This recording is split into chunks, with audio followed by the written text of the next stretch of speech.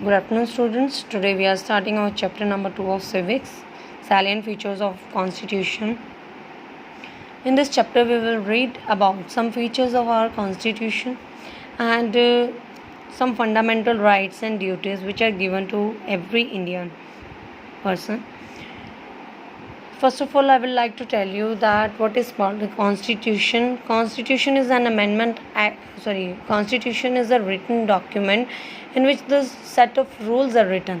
एक डॉक्यूमेंट है जिसमें सेट ऑफ रूल्स रिटन है to which a government of country follow to run a country itself कि जिसको क्या है कंट्री की गवर्नमेंट फॉलो करती है कंट्री को रन करने के लिए. Now we will read about the single citizenship. Single citizenship. What is called single citizenship? Single citizenship means that all Indians, irrespective of the state of their domicile, are the citizens of India.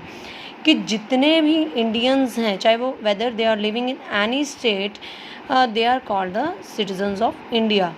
कि for example we are living in Haryana and we don't introduce ourselves by Haryanvi, we are Haryanvi or any state. We all are called Indians whether we are living in any state of India. We have no dual citizenship, only single citizenship. For example, in USA, whether a person is living in New York, he has the citizenship of New York as well as he has the citizenship of USA also. Means they have the dual citizenship and here we have only the single citizenship. Now we will read in this chapter about universal adult franchise. What is called universal adult franchise? It means that all persons of 18 or above have the right to vote whether he or she is from any caste, color, religion. कि जितने भी persons हैं 18 years के या उससे above उनको voting का right है, चाहे वो किसी भी कास्ट से बिलोंग्ड हो, कलर हो कोई भी उनका, चाहे रिलीजन कोई भी हो, तो उन सबको राइट है वोटिंग का. Next we will read in this chapter about the 7 fundamental rights which are given to every Indian person. First we have right to equality. Right to equality जो है वो आर्टिकल 14 to 18 के under आता है. Right to equality में क्या given है, law के अकॉर्डिंग हम लोगों के पास सारे जो है राइट्स हैं इक्वल, कि हम लोग कोई भी काम कर सकते हैं अपनी मतलब फ्रीडम से. और सब बहुत सारे ऐसे राइट्स हैं जो क्या हैं, इक्वालिटी ऑफ अपॉर्चुनिटी है हमारे पास, अबॉलिशन ऑफ अनटचेबिलिटी है. जब ये राइट गिवन हमें मिला था तो क्या हुआ था, अबॉलिशन ऑफ अनटचेबिलिटी भी जो है वो हो गया था. मीन्स पहले जो है अनटचेबिलिटी सिस्टम जो है बहुत ज़्यादा था, यानी छुआछूत की जो माना जाता था बहुत ज़्यादा, उसको ख़त्म कर दिया गया था. अबॉलिशिंग ऑफ टाइटल्स की, जैसे पहले लोग क्या महाराजा होते थे वो अपने राय साहिब लगा लेते थे, खान बहादुर लगा लेते थे, इस टाइटल को भी जो है रिमूव कर दिया गया था राइट टू इक्वालिटी के अंडर. और इक्वालिटी बिफोर लॉ, यानी कि हम लोगों को क्या है, हर लॉ के सामने जो है इक्वल राइट्स, कि हम लोगों को बोलने का अधिकार है, सुनने का अधिकार है, कहीं पे भी जाने का अधिकार है, सब कुछ है. इक्वालिटी ऑफ अपॉर्चुनिटी, हर एक अपॉर्चुनिटी का लाभ उठाने का भी अधिकार है. Next we have right, second one is right to freedom. Right to freedom जो है आर्टिकल 19 to 22 के अंडर आता है. फ्रीडम ऑफ स्पीच, हमें बोलने का अधिकार है. फ्रीडम ऑफ असेंबल पीसफुली जो हमें इकट्ठे होने का भी अधिकार है. फ्रीडम टू फॉर्म एसोसिएशन और यूनियंस, की कोई भी अपनी सोसाइटी के वेलफेयर के लिए एसोसिएशन बनाने का, यूनियन बनाने का अधिकार है.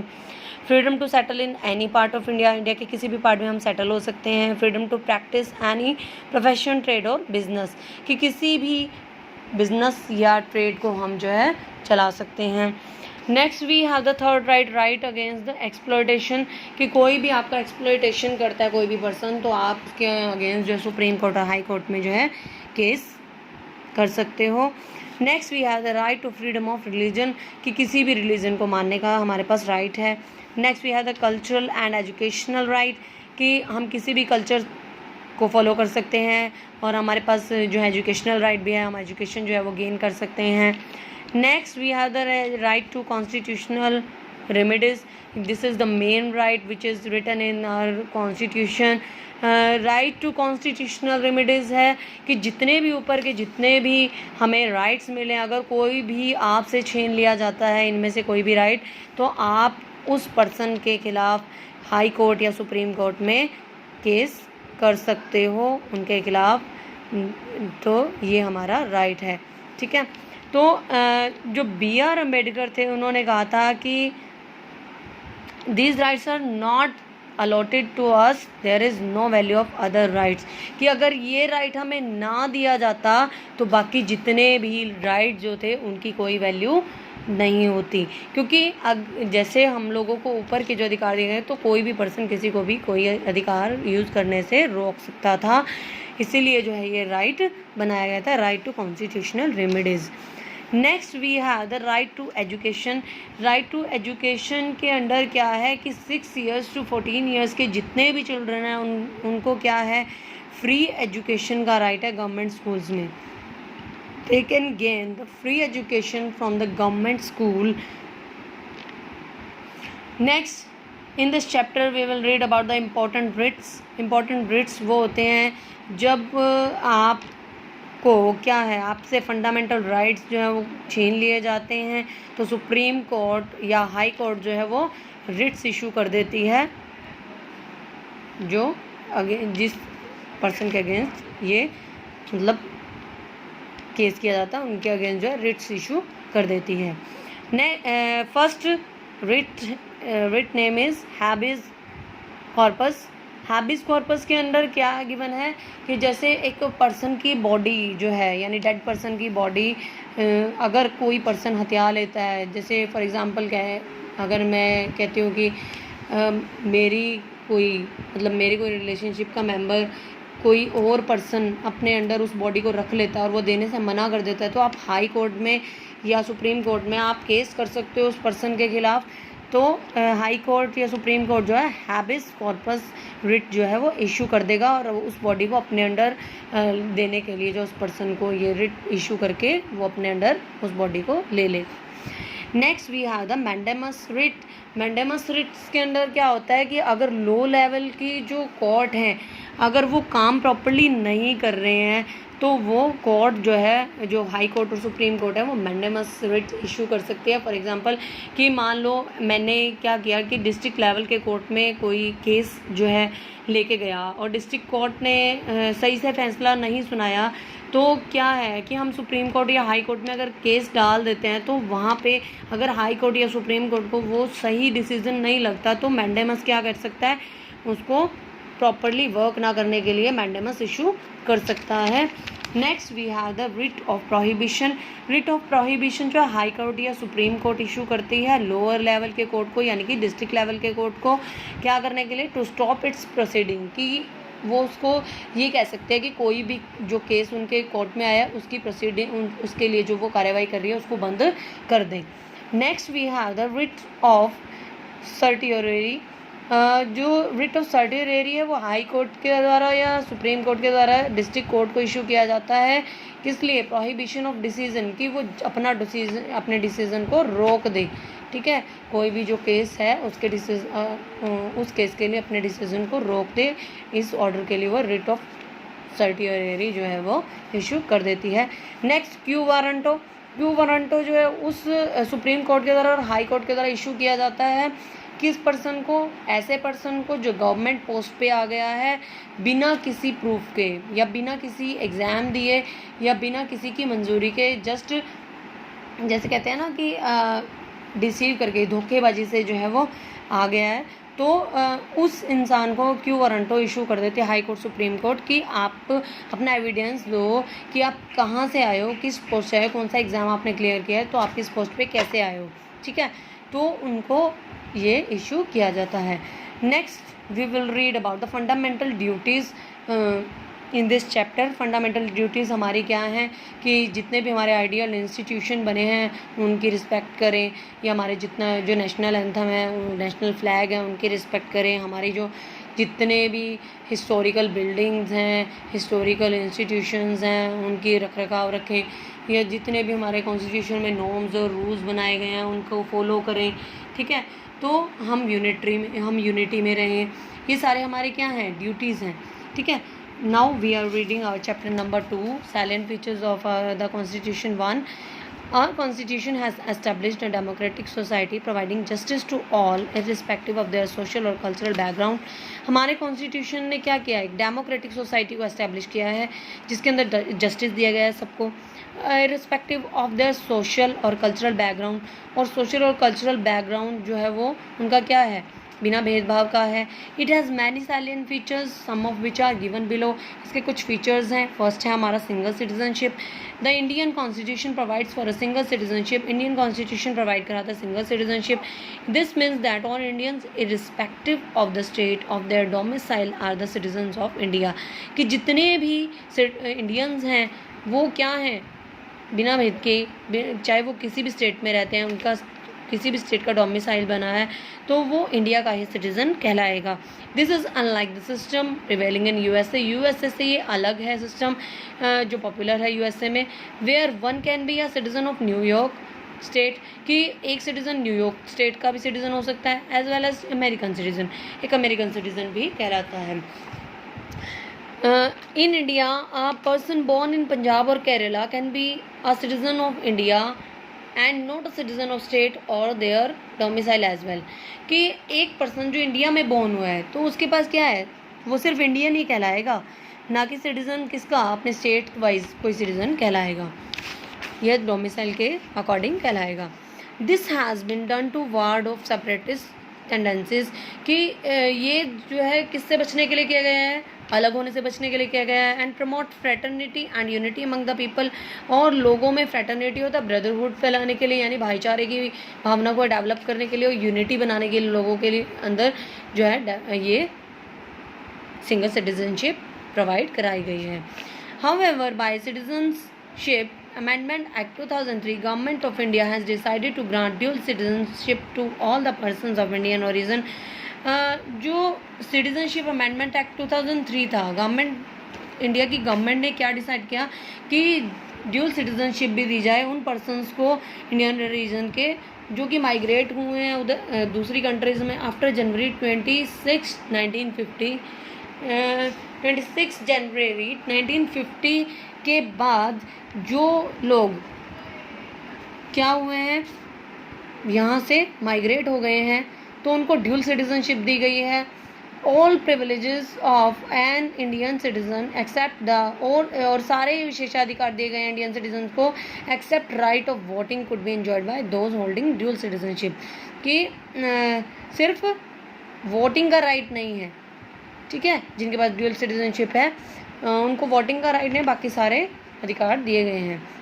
Next we have the universal adult franchise. Universal adult franchise क्या है? This means that all persons of 18 of age and above have the right to vote irrespective of their caste, colour, religion etcetera. किसका meaning ये है कि जितने भी 18 साल के नागरिक हैं या 18 से अबव हैं उनको राइट है बिना किसी भेदभाव के, चाहे वो किसी भी कास्ट का है, रिलीजन का है या किसी भी कलर का है, उसको वोटिंग का राइट है.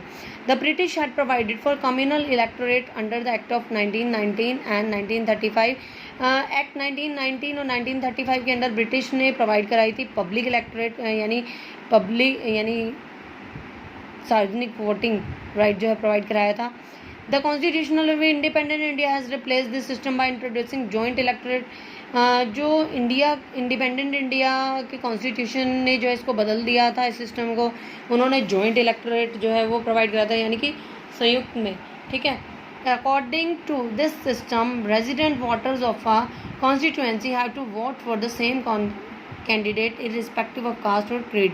कि इस सिस्टम के अकॉर्डिंग कोई भी रेजिडेंट वोटर है, मीन्स किसी भी चुनाव क्षेत्र का कोई वोटर है तो उसको क्या है, have to vote for the same candidate के लिए वोट करने का अधिकार है, चाहे वो किसी भी कास्ट का हो या क्रीड का हो.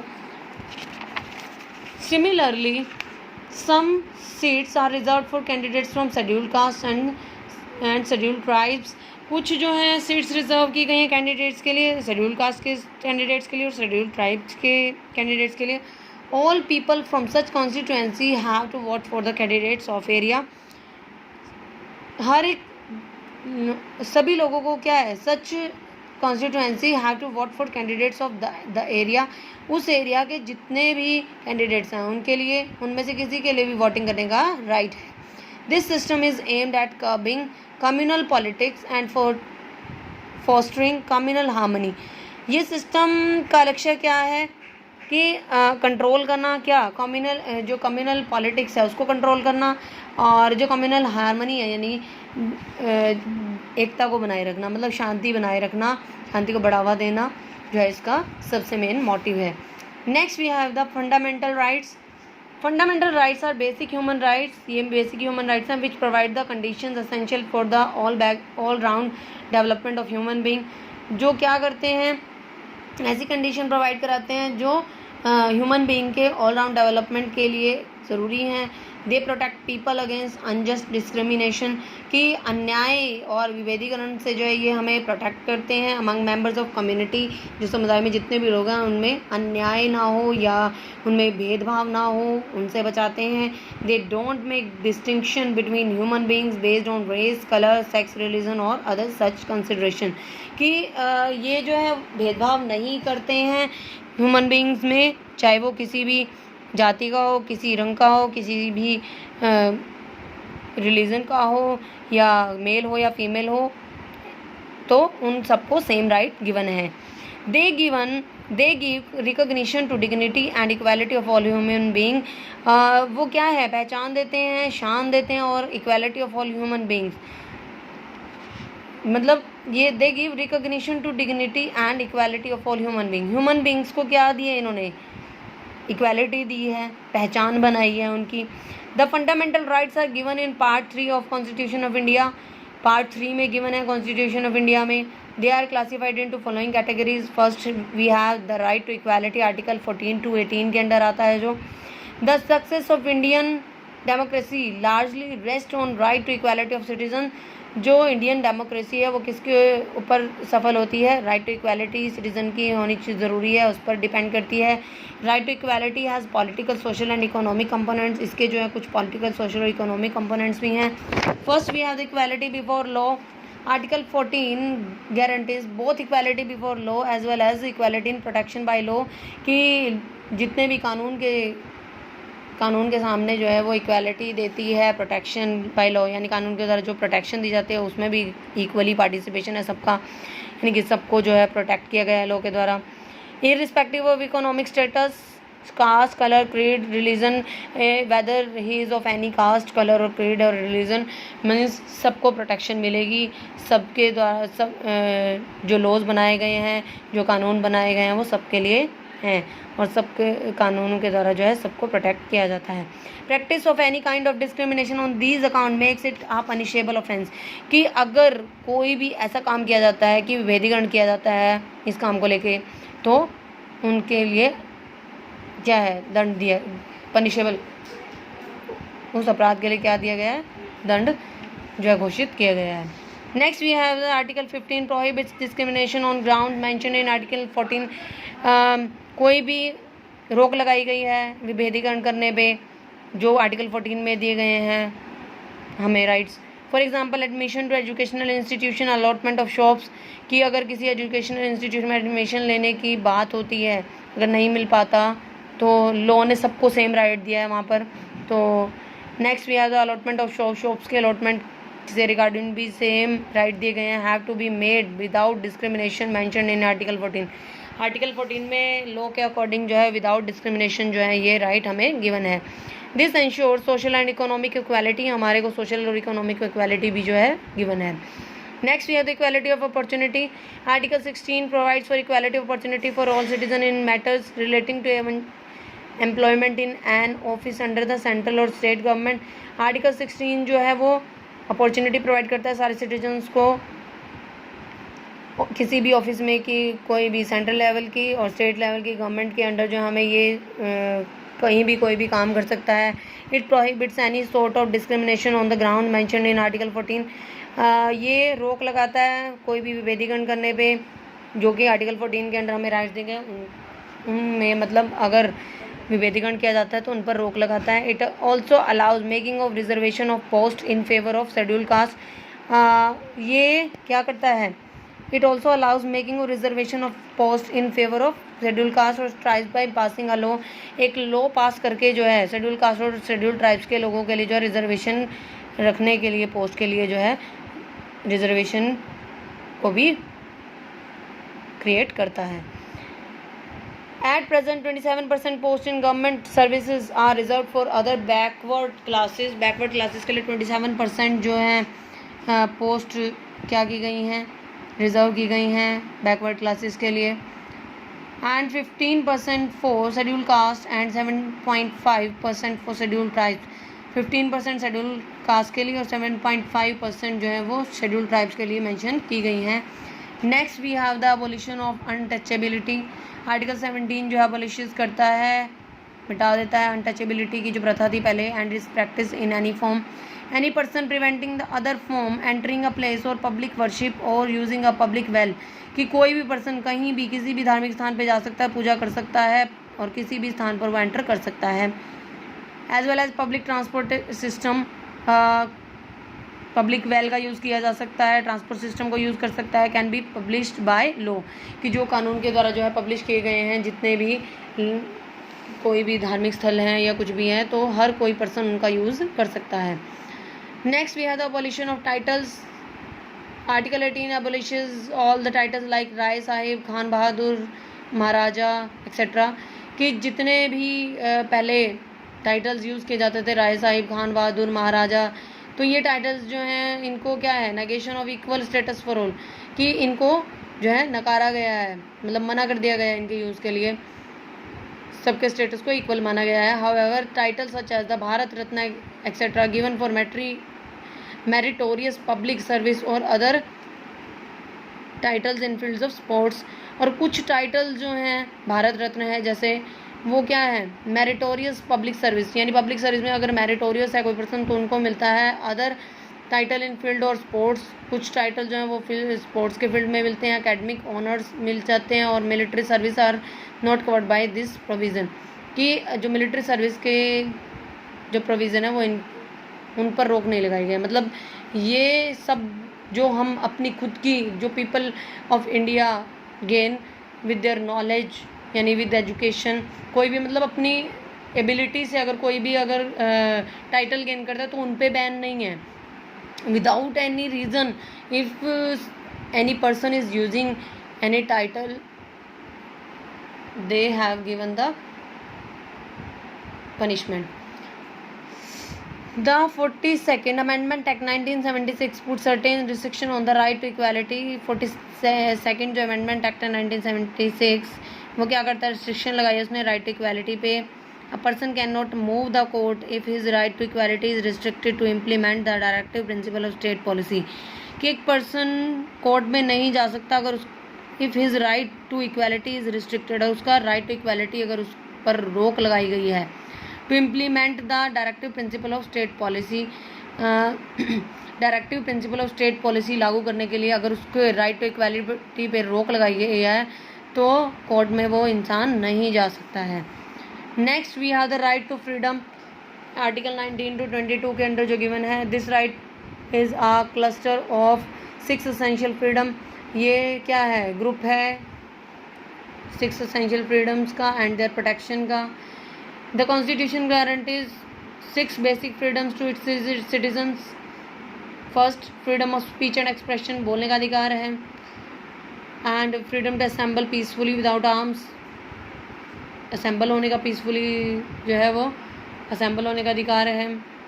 Freedom to form association and unions, कोई भी पब्लिक वेलफेयर के लिए, अपनी सोसाइटी के वेलफेयर के लिए एसोसिएशन यूनियन बनाने का अधिकार है। Freedom to move freely throughout India, India में कहीं पे भी जाने का आने का अधिकार है। Freedom to reside and settle in any part of India, कहीं पे भी रहने का या कहीं पे भी सेटल होने का अधिकार है। Freedom to practise any profession, trade और बिजनेस, कोई भी बिजनेस या ट्रेड या प्रोफेशन जो है वो चलाने का अधिकार है। There is no specific provision in our constitution guaranteeing the freedom of press, because freedom of the press is included in wider freedom of expression which is guaranteed by article 19. कि कोई भी प्रोविज़न नहीं बनाया गया है constitution freedom of press के freedom से related, and freedom of press is included in wider freedom. जो प्रेस है वो क्या है, वाइडर फ्रीडम है उसे of expression which is guaranteed by article 19 के द्वारा जो उन्हें अधिकार दिए गए हैं।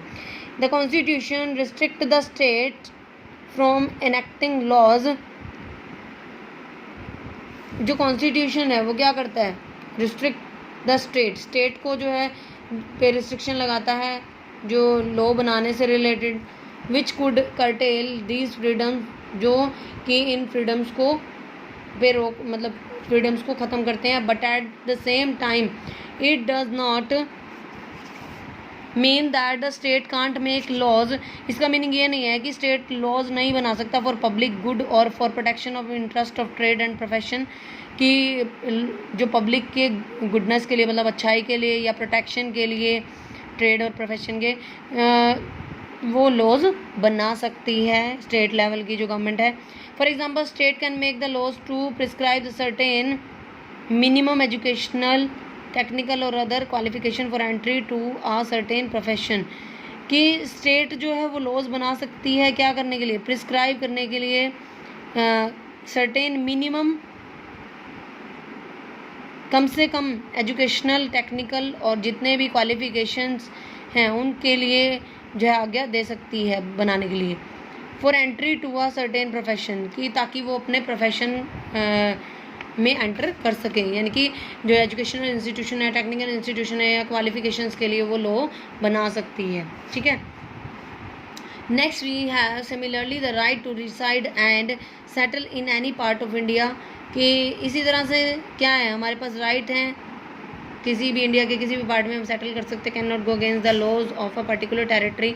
लेकिन एक पर्टिकुलर टेरिटरी है अगर कोई क्षेत्र है तो उसके लॉज के खिलाफ नहीं जा सकते। Where larger national interest is involve, जिसके अंदर क्या है नेशनल इंटरेस्ट जो है जिसके अंदर ज़्यादा इन्वॉल्व हैं तो वहाँ के हम लॉज के अगेंस्ट नहीं जा सकते। For example one can't displace tribal communities and settle in their territory. कोई भी जो है क्या है ट्राइबल कम्युनिटी को जो है वो हिला नहीं सकता और अपने टेरिटरी में सेटल नहीं कर सकता है। Exception has also been made in the case of settle of state of Jammu and Kashmir, कि एक अपवाद क्या है हमारे पास कि स्टेट जम्मू और कश्मीर में क्या है, where only bona fide resident of state can engage in sale and purchase of land, कि जो वहाँ के ही लोग हैं रेजिडेंट्स हैं सिर्फ वही जो है सेल परचेज कर सकते हैं लैंड की, बाहर के लोग नहीं कर सकते। But now it has this act has change, कि अब तो वहाँ पर जो है क्या है सेल परचेज की जा सकती हैं। नेक्स्ट लिमिटेशंस, कुछ लिमिटेशंस लगाई गई हैं राइट टू फ्रीडम के अंडर। एमरजेंसी की article 19 can be suspended during emergency, emergency के टाइम पे जो है इन पर रोक लगाई जा सकती है। Not absolute, the security of state and national interest being of Paramount interest, अगर स्टेट या national interest being of Paramount interest reasonable restriction could be imposed on the implementation of his right, कि अगर कोई भी supreme court में कोई मामला दर्ज हो गया है, ठीक है, स्टेट लेवल का, ठीक है, नेशनल इंटरेस्ट से रिलेटेड, या फिर उनके ऊपर रिजनेबल रिस्ट्रिक्शन लगाई जा सकती है, थोपी जा सकती है इस राइट को इम्प्लीमेंट करने के लिए। Next we have the laws of parliament, legislation like preventive detention, essential services maintenance act are law to ensure the delivery of essential services like public transport, health services, which if obstructed would affect the normal life of the people, impose certain restriction on the right to freedom, कि जो legislation like preventive detention, जो preventive detention है यानी जिन पर रोक लगाई गई है, essential services जितनी भी हमारी असेंशियल सर्विसेज हैं, like allow to ensure the delivery of essential services like public transport है, हेल्थ सर्विसेज है, विच इफ़ ऑब्स्ट्रक्टेड, अगर उन पर रोक लगाई जाए, affect the normal life of people, वो लोगों की लाइफ को जो है वो इफ़ेक्ट करेंगे, उन पर भी जो क्या है, impose certain restriction on the right to freedom, उस मामले में भी क्या किया जा सकता है, राइट टू फ्रीडम पे रिस्ट्रिक्शन लगाई जा सकती हैं। Next we have the protection in respect of conviction for offences, means अगर कोई भी अपराध में दोष अगर आपका कोई सिद्ध हो गया है, मतलब आप एक कल्प्रिट बन गए हो, तो आप उसके रिगार्डिंग जो है वो क्या बनाया गया है, लॉ बनाया गया है। Under article 20 the following protection are available to a citizen against greater penalty than what is prescribed under the law is prohibited, कि ज़्यादा पेनल्टी जो है, जो कि प्रिस्क्राइब की गई है लॉ के अकॉर्डिंग, वो क्या है, उस पर प्रतिरोध लगाया गया है। No one can be punished और prosecuted for the same offence twice, किसी को भी 2 बार वही अपराध करने के लिए पनिश नहीं किया जा सकता है। A person can't be compelled to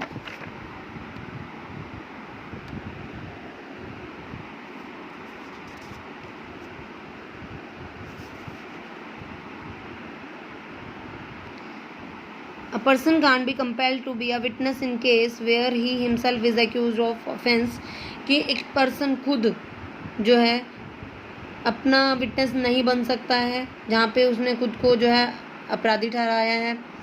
next, protection of life and personal liberty, article 21 a person can't B deprived of his life and liberty accept in accordance with the law, यानी कि किसी भी ऐसे पर्सन को deprive नहीं किया जा सकता है उसकी लाइफ और लिबर्टी, यानी कि उसकी स्वतंत्रता से, ठीक है, जो लॉज के अंडर, मतलब लॉज के खिलाफ जो है उसको डिप्राइव नहीं किया जा सकता है, उसको वो भी प्रोटेक्शन जो है वो दी गई है। Protection against arrest and detention, article 22 gives such rights to the citizen under 2 different circumstances. Article 22 जो है वो क्या करता है, protection against arrest and detention, यानी कि जो किसी को अरेस्ट किया गया है सिटीजन को, तो ऐसी सर्कमस्टांसेस के दौरान जो है वो क्या कर सकता है, या फिर किसी को जेल में जो है बंद कर दिया गया है। Article 22 give such right to citizen under 2 different circumstances, 2 type से जो है उनको 2 परिस्थितियों में जो है उनको राइट दिए गए हैं।